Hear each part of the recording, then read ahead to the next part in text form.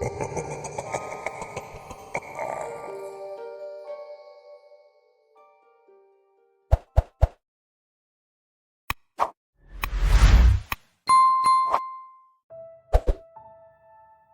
village was a collection of pine wood houses the elders of our community built. Each property had its unique architecture and name.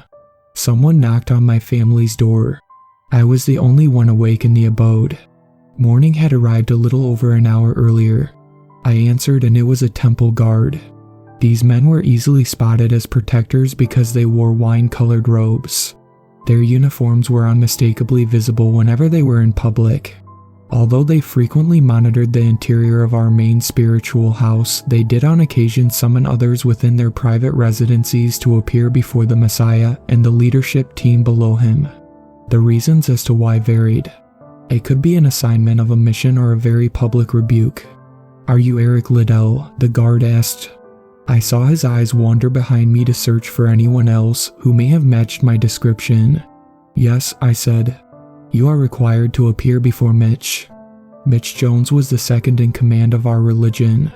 Nobody quite knew why the relative newcomer had secured such an exalted rank, but no one dared question his attainment of that commanding role. I had shaken his hand and met him in passing, but it was very quick and over a year beforehand. I felt my body turn cold. Based on the message deliverer's overly alert demeanor, the firmness of his voice, and the way he kept his hands in front of him, something told me I was not about to be handed a promotion or even be given the task of converting outsiders. "My parents aren't awake yet, and I need to make them coffee," I said. "I'm 16. They're old. It's only right I make the start of their day easier. Can I finish a pot first?" "They will have to brew it on their own," he said. I saw his hand twitch and I braced for him to grab my arm. I nodded and complied so he would not have to. I walked with him to the temple. It was the tallest structure on our land. It sat 2 stories tall and the roof had a wave-like shape. The edges of its several balconies were lined with red and gold designs. 2 of the casements on top gave it the appearance of having 2 ominous eyes that gazed out upon everything. My mind raced with thoughts during the walk there. I was already making excuses for infractions I had not committed. We walked in and I was escorted by 2 other guards in robes up a staircase. They led me into a chamber I had heard of but had not been in before. The place was called the boardroom and it was notorious for being the hall of disciplinary action. The door slammed shut behind me, but I did not hear footsteps echo down the corridor. This told me they had posted up outside in case I decided to argue or fight. No action was one I considered engaging in. Mitch sat at a long oak table that covered the length of the room. He wore an all-black long-sleeved shirt and leaned back in his chair as he tapped the surface which signaled me to take a seat beside him. I heard rumors in the past that he was a professional surfer before he landed his authoritative ruling within our temple grounds. His physique and long blonde hair matched that profile. He never seemed approachable enough to ask about stories from that era. Whenever he walked through the neighborhoods, he did it with a furious pace, as though he had somewhere critical to be. He looked angry, although I could not tell if that was a resting expression or general emotion towards me in the moment as I sat down. I found out once he spoke. "We are here to discuss your behavior," he said as he reached into a cabinet and pulled out a stack of papers. "There are many accusations against you. If any are true, both the Messiah and I will cut you from the fellowship." "What? That's not right. I haven't done anything wrong. It says here that you have been spotted out past curfew," he said as he pointed at some fine print I could not make out on the page. "Never," I said. "So you haven't been making alarming noises near our brethren's houses after dark?" "No." "Have you been planting or carving strange footprints in the dirt to try and scare others? I've heard you are good at the arts." I was puzzled at his line of questioning, but I knew the statements were all falsehoods. He was baiting me into a dangerous corner. "I haven't done any of those things and I don't know why I would," I said. "I know art making is something no one is supposed to do here. I'm not even a prankster like that. Some of my friends are, but not me. I need names," he said as he slammed his fist on the table. "I don't have any," I said. "I haven't seen a soul do any of the things you're describing." Mitch stood and paced with his hands folded behind his back. It was clear by his face he wanted to strike me but refrained. "I suspect you're not being truthful with me," Mitch said. "All I have to go on are anecdotes about where you may or may not be spending your nights. Multiple witnesses would not be motivated to tell the same lie. Hysteria does not exist here." He let his words hang in the air. "All I can say is I'm sorry this is happening, but I don't have anything to do with it," I said.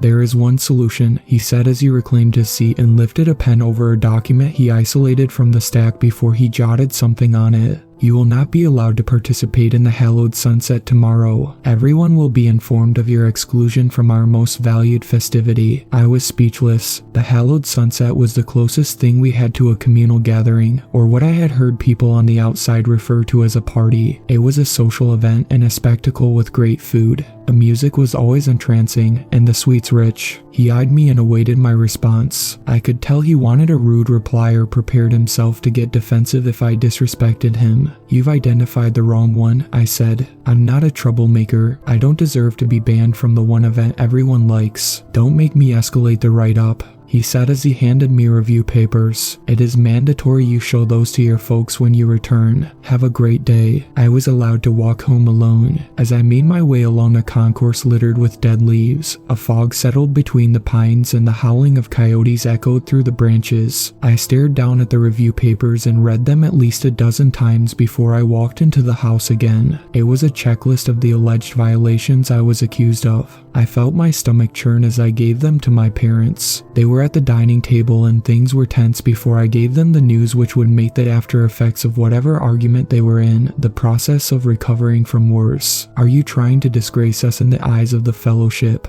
Dad said. His breath reeked of bourbon and I could tell he had already been drinking. It was not even 8 in the morning yet. "I didn't partake in anything on that page," I said. "Are you saying the robed ones would lie about an investigation?" Mom asked with watery eyes. "Maybe not. It could be another kid that looks like me and they're confused." "Impossible," Dad said as he stood and kept his palms stretched outward. He readied himself to flip the table over. "I'm telling the truth. Do you know what you could do to your mother and me? We could end up back in heathen society, jobless, homeless, and without a car. We would have to adapt to the way things are in the sinner towns. We would never be able to come back to this sanctuary even if we were able to rebuild our lives the way it was before. I wouldn't put any of us through. That's it," he said. "I'm making a decision. You're not allowed outside for a month." I yearned to protest but knew that would get me a first-class ticket to pain delivered at the end of a belt buckle. I nodded. I stated I was sorry for the sake of appeasing them, although I did not mean a single word of it. I went to my room. The next evening I took some pillows and stuffed them into a humanoid shape underneath the blankets. I scaled the outline of the figure to the size of my body with as much accuracy as I was capable. I held my breath and endeavored to make very little noise. I peeked my head out the window and searched for any oncoming foot traffic. The area was quiet.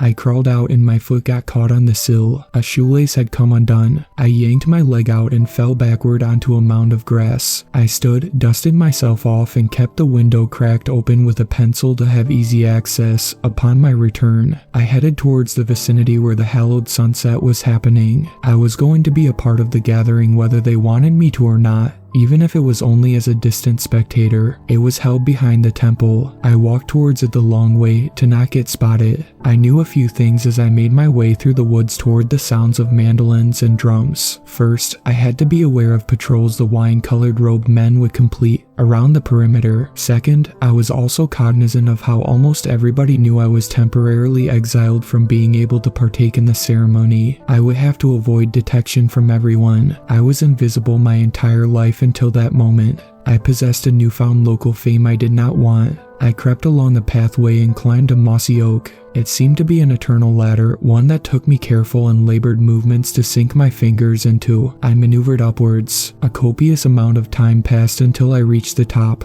There were a few seconds where I fantasized about going back to the ground level, but I was motivated to spy on the proceedings. Once I reached a stable center where I could perch myself without fear of falling, I gazed over some treetops and saw the festivities. It did not appear as though it was beginning. It was more in the middle of the event since people were already dressed and dancing. A bonfire raged as they moved around it with random and spasmodic rhythms. Lines of people moved under me towards the ceremony. Some of the members wore headdresses roses and oak crowns. Several sets of the blue robes done by them fluttered in the wind. Acoustic guitars played 3-chord songs from the 60s. Many of the players wore tie-dyed t-shirts. Flowers surrounded all of them in a circle as they strummed. Guards were everywhere from my vantage point, but none took the time to gaze upwards. Everyone grew silent. The harmony stopped. A tall man walked closer to the flames and raised his arm in the air. The community focused in on him, and as I peered at his face, I recognized who he was. He was the former second in command who was demoted once Mitch took his job.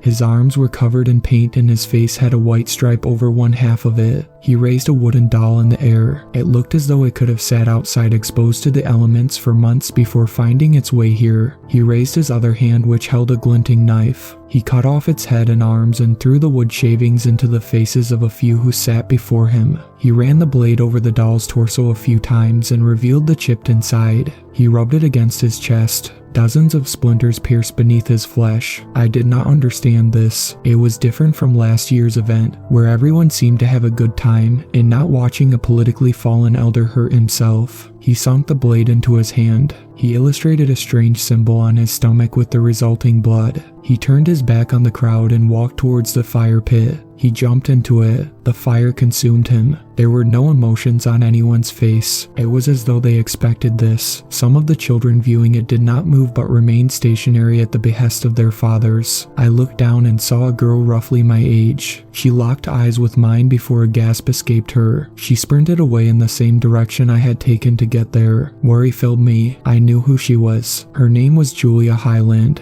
We had been at Hallowed Sunset events together before, sometimes as dance partners. I always suspected she enjoyed my company, although that could have been ego. She was also understanding of the fact that I was not supposed to be there that evening. I did not want her telling the higher-ups or her relatives, but I was also unsure of how to stop her. I looked down and waited for those who continued to stare at the flames to look behind them. Instead, they locked eyes with the flames as though the former second in command would somehow revive himself. Everyone seemed too invested in a sad ritual they were now a part of to notice me. I climbed down. I was careful in how I planted my feet since I did not want the snapping of foliage to alert anyone in the sadness-strewn quiet. I chased after her. It took me a matter of minutes to figure out I lost her. I could not even track the imprints of her shoes in the dirt. Rain fell, and while I knew this was advantageous as far as remaining unseen, since the guards were less inclined to be out in bad weather, it could also make it more hazardous for me as far as trying to find her. I went home. Not everything was lost. I knew where she and her family lived. They had a house roughly 2,000 feet from where mine was. I approached my domicile in a crouched position behind bushes. Once I saw that no one was there, I sprinted to my window and slid into my room. I searched through the dresser and retrieved some Reese's Cups, Kit Kat bars, and Butterfingers. I stuffed them into a spare plastic bag. I would wait until dark to attempt damage control for the sake of my reputation and of my kins. I let an hour pass after the sun had lowered before I snuck out again. I circled Julia's house. The inside of it was luminescent with what looked like a dangerous amount of candles. I got closer and gazed into the main living quarters. Her mother sat there with a bowl made out of looking glass. She was chanting something in a foreign language I had never heard. I inched my way around back and saw Julia's room. Her space was colorful with posters of her favorite bands. She sat on her bed and was sketching something. Upon closer inspection, I saw it was a hideously deformed monster. Her illustrated creation was a black-furred creature with a hunched back and a permanent snarl. It took me by surprise that she was recklessly engaging in such a sin as making art, without immediate fear of reprise. I tapped the window. She turned in the direction of the noise and her jaw fell open. I displayed the candy as a peace offering with the hope she would not scream. She walked over and unlatched the window. "What are you doing here?" Julia said in a half whisper as she motioned to the doorway of her room. "I'm begging you not to tell on me," I said. "My entire bloodline will be exiled.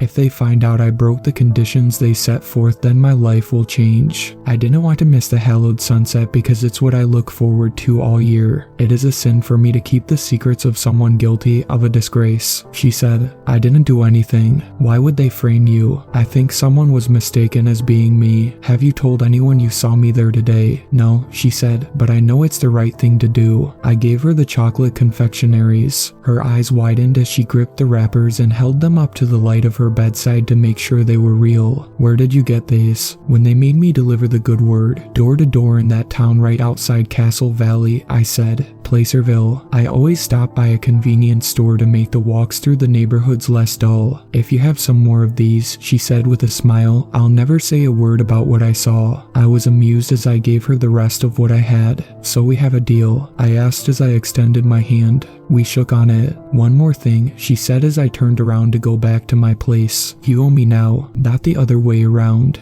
Bring me a bag of these once every couple of months and your secret is safe with me. I wanted to debate with her and say that was not part of the conditions of our agreement, but I held back. They would always believe her over me, and she would exploit this leverage no matter what. Of course, I said, although we can consider the goods I brought today to be the end of it, and I won't tell anyone you've been drawing. I left. I walked into the forestry and made a sharp turn in the direction of where my family was asleep. I stepped over plots of mud and damp logs. I heard the sound of the wind which had been going strong for hours before it was interrupted with another noise I was far less familiar with. Something breathing. It did not sound human but instead possessed the panting of a large animal. I looked to my right and saw a crude courtyard that two families had built. I had never seen the area in the nocturnal hours. Pieces of rock which jutted from the ground carried a clay-like texture in the darkness. Something moved between the homes. Once I saw it in motion, I dove behind a cluster of trees. I squinted to get a better look at it. My first guess is it was a bear, but that did not make any sense because it did not carry itself on its front and rear legs. Instead, it walked upright and the top half of its shadowy physique had a slow undulation. It craned its neck back to stare at me. A wide grin formed on its face which was made out of black feathers and an airy composite every bit as penciled and animated as what I had seen Julia create on the page earlier. It moved towards where I stood. As it stared at me, I felt terror grip my being. I did not know what this thing was capable of or even what it could be. It came within inches of where I was frozen in place. I would like to say I attacked it, that I picked up a rock and threw it at the thing's face, or how maybe I taunted it with some kind of mocking retort that may have hurt its feelings if the beast even spoke English. Instead, I turned my back and ran home as fast as I could.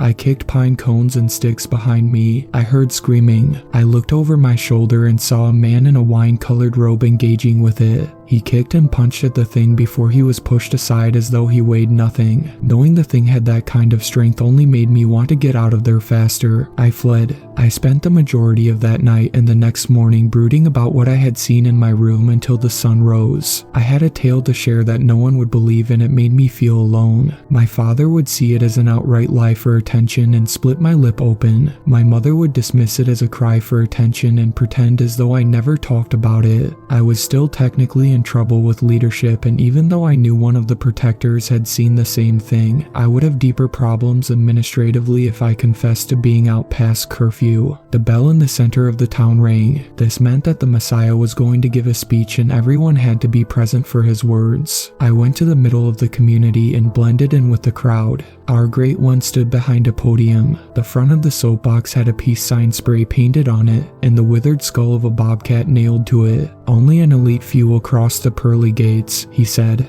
A vision came to me last night. An angel shared how everyone here has the potential for eternal euphoria once our carbon-based forms have deteriorated. All we have to do is continue to follow the rules. I checked out once I saw Julia to my left. At that point, I was unable to focus on the message of the rest of the lecture and waited for it to end. Once everyone in the crowd was permitted to disperse, I walked up to her. I saw something otherworldly last night, I said. So everyone had a moment of transcendence yesterday, except for me, she said as she folded her arms. No, it didn't feel as though I learned anything from it. All I got out of it was fear. I explained to her what the thing resembled and that it was eerily similar to what she drew on her sketch pad when I visited. I kept my voice low and looked around to ensure that no one was eavesdropping. Let's take a walk to old man Hezekiah's farmhouse, she said. Once we were past the tree line and away from the group, she held my hand. This surprised me since it was an act that could lead to retribution for both of us. As we approached a cherrywood structure known to hold nothing but old books and hay, a one-time dwelling of an elder who loved horses, she stopped and turned to me. You may not believe what I'm about to tell you, she said. You have to trust me, or you can call me crazy, but I need you to hear me out because I think you've been through enough to at least deserve the truth. What is it? My family is being held here against our will, she said as she took a few steps back and looked at the ground. around.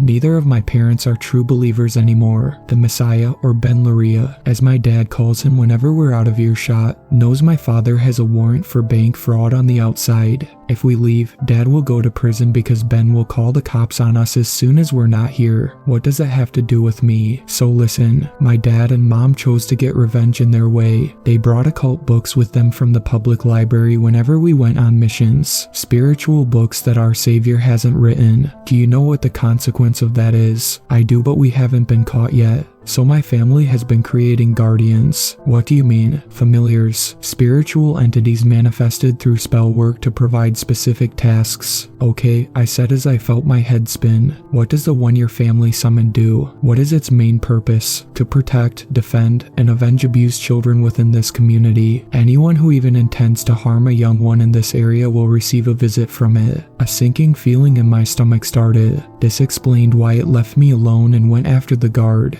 She analyzed me for a few seconds. She waited for my response. I need to get out of here, I said. You should come with me. She backed away from me. A tear fell from her eye and she shook her head. I can't do that. Everyone I love is here. We can plan an escape or voluntarily get banished, I said. My father's reputation will be ruined and I know your family will hurt you if you try something like that, she said. If what you want to do is go, then you should. Keep yourself safe from the ones in the temple, I said. She did the strangest thing after I made that remark. She hugged me. I had a backpack with some spare clothes. I slung it over my shoulder and took one last look at my room. I snuck out and walked past the temple. It seemed too cheap now. The place we were brainwashed to believe was once sanctified was now nothing more than a sick playhouse for people powerful to a small organization. 3 types of wood, some odd bits of tinder, and a match are all it takes to build a fire, although of course there is some technique. I gathered everything I needed to burn the place down. I have never been a pyromaniac, but on that night I felt like one. I was blacked out with anger and ready to do what Julia's family was not quick or perhaps reckless enough to complete yet.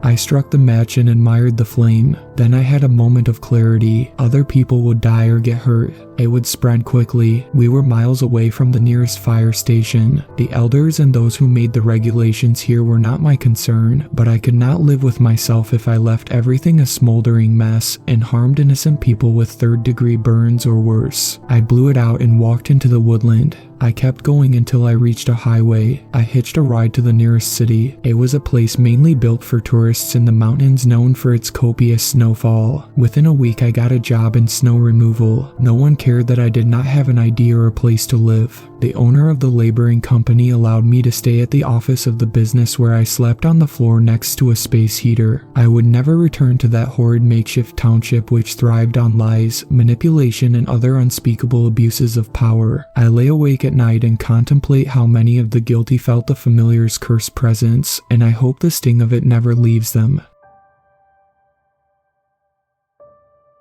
Thank you to my superfans, Sweet Black Swan, Tacy, and Brooklyn. I really appreciate you guys supporting my channel, and I look forward to making more content for everyone.